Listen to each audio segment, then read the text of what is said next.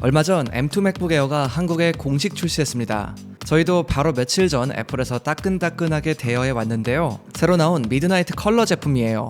이번 맥북 에어는 완전히 풀체인지 돼서 나온 제품이라고 볼 수 있는데요. 오늘은 간단하게 언박싱과 달라진 점들, 그리고 과연 업그레이드를 할 필요가 있을까, 이런 점들에 대해서 이야기를 해볼 거예요.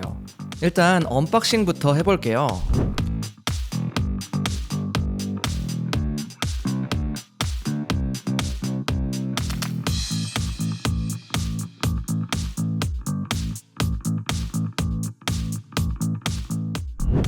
오늘 제가 가지고 온 모델은 기본 모델은 아니고요. 8코어 CPU에 10코어 GPU 모델입니다. 여기에 16GB 램이 들어가 있고 1TB SSD가 들어가 있어요. 이 모델의 가격은 대략 260만원 정도입니다. 맥북 에어가 이번에 가격 인상이 되면서 더 이상 가성비 맥북은 아닌 느낌이긴 하죠.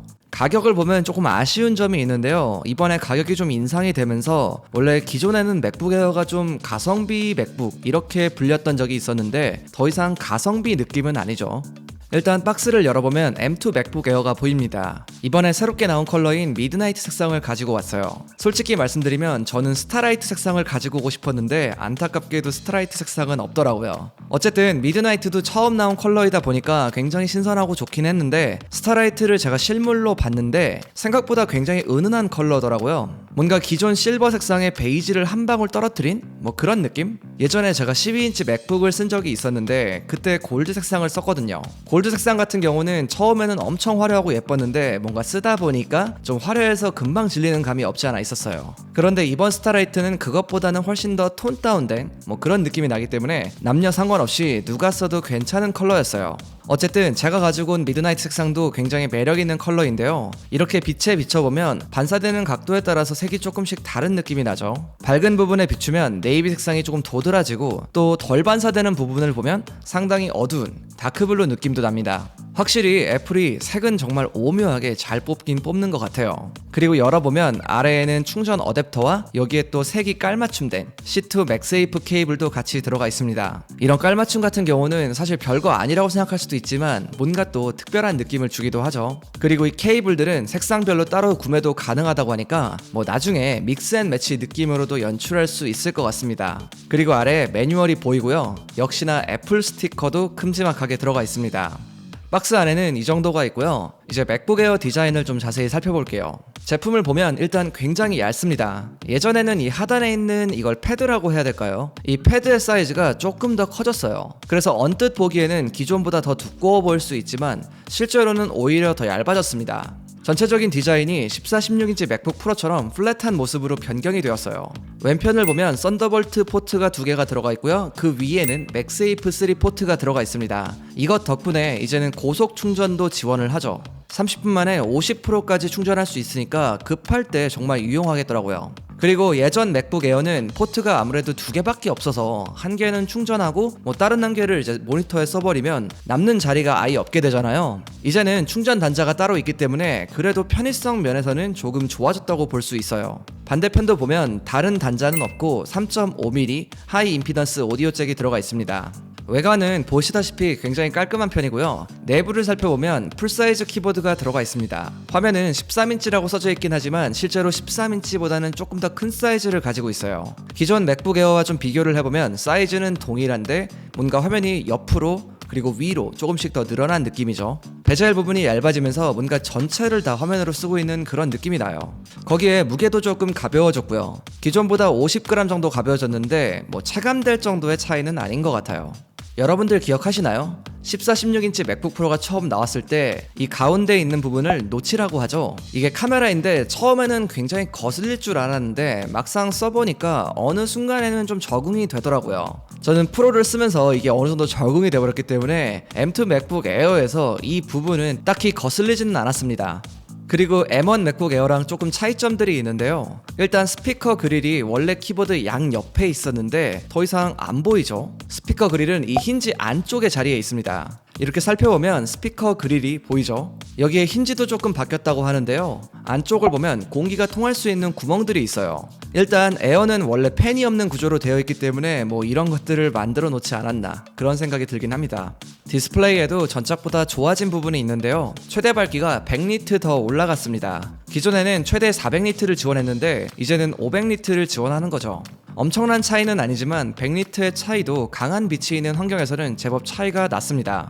저는 맥북을 간간히 야외에서도 사용을 해봤는데요. 특히 이럴 경우 사용성이 조금 더 좋아진 거죠. 해상도도 살짝 달라졌는데요. 기존에는 2560에 1600을 지원했는데 이것보다 살짝 높아진 2560에 1664의 해상도를 지원합니다. 스피커 같은 경우도 공간 음향과 돌비 애트모스를 지원하는 스피커가 들어가 있는데요. 여러분들도 아시겠지만 스피커 같은 경우는 사실 사이즈가 정말 깡패거든요.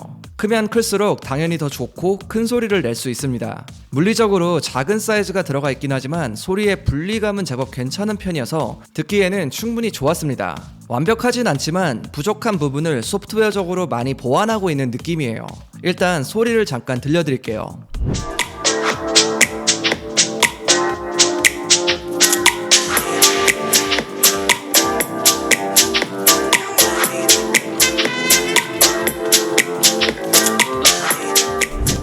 카메라도 업그레이드가 되었죠. 기존에는 720p의 해상도를 지원했는데 이번에는 1080p로 해상도가 올라갔습니다. 차이는 상당히 명확한데요. 기존에 뿌옇고 좀 디테일이 잘 안 잡히던 게 이제는 훨씬 더 선명하게 보입니다. 전보다는 상당히 개선되었어요.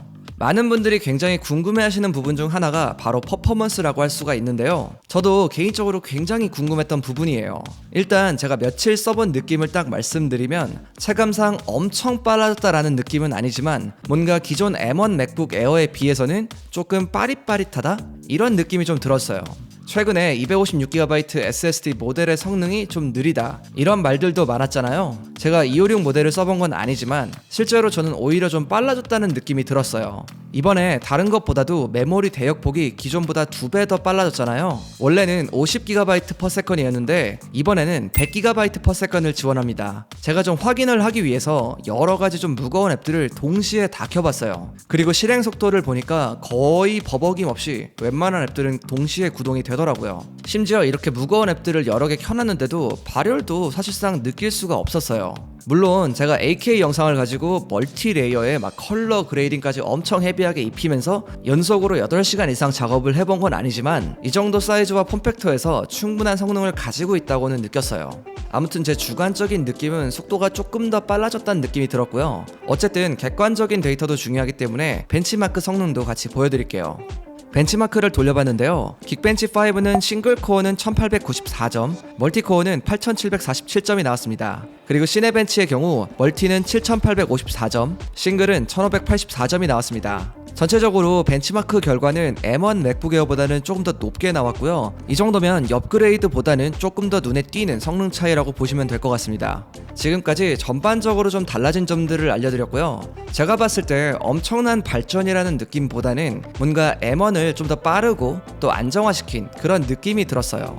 실질적으로 M1보다 CPU는 18% 빨라졌고 GPU는 35% 빨라졌는데요. 수치적으로 보면 제법 많이 상승하긴 했지만 솔직히 M1이 시장에 처음 나왔을 때 정도의 체감은 아니었어요. M1이 나왔을 당시만 해도 뭐 적게는 뭐 2배, 뭐 많게는 4배에서 6배 막 인텔 맥보다 빨라졌었거든요.